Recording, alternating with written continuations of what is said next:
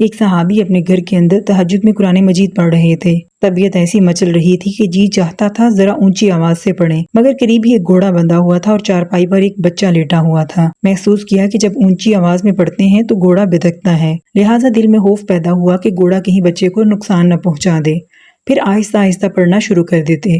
ساری رات یہی معاملہ ہوتا رہا۔ جب تہجد مکمل کی اور دعا کے لیے ہاتھ اٹھائے تو کیا دیکھتے ہیں کہ کچھ ستاروں کی مانند روشنیاں ہیں جو ان کے سر کے اوپر آسمان کی طرف واپس جا رہی ہیں۔ صبح ہوئی تو وہی صحابی نبی کریم صلی اللہ علیہ وآلہ وسلم کی خدمت میں حاضر ہوئے۔ عرض کیا کہ اے اللہ کے محبوب صلی اللہ علیہ وآلہ وسلم، میں نے رات کو تہجد اس انداز سے پڑھی کہ بچے کے جاگنے کی خوف سے آہستہ آواز میں قرآن پاک کی تلاوت کرتا تھا اور جی چاہتا تھا کہ ذرا اونچی آواز کے ساتھ پڑھوں، مگر دعا کے وقت میں نے دیکھا کہ کچھ روشنیاں ہیں جو آسمان کی طرف واپس جا رہی ہیں۔ اللہ رب العزت کے محبوب صلی اللہ علیہ وآلہ وسلم نے ارشاد فرمایا کہ وہ رب کریم کے فرشتے تھے جو تمہارا قرآن سننے عرش رحمان سے نیچے اتر آئے تھے۔ اگر تم اونچی آواز سے قرآن پڑھتے رہتے تو آج مدینہ کے لوگ اپنی آنکھوں سے فرشتوں کو دیکھ لیتے۔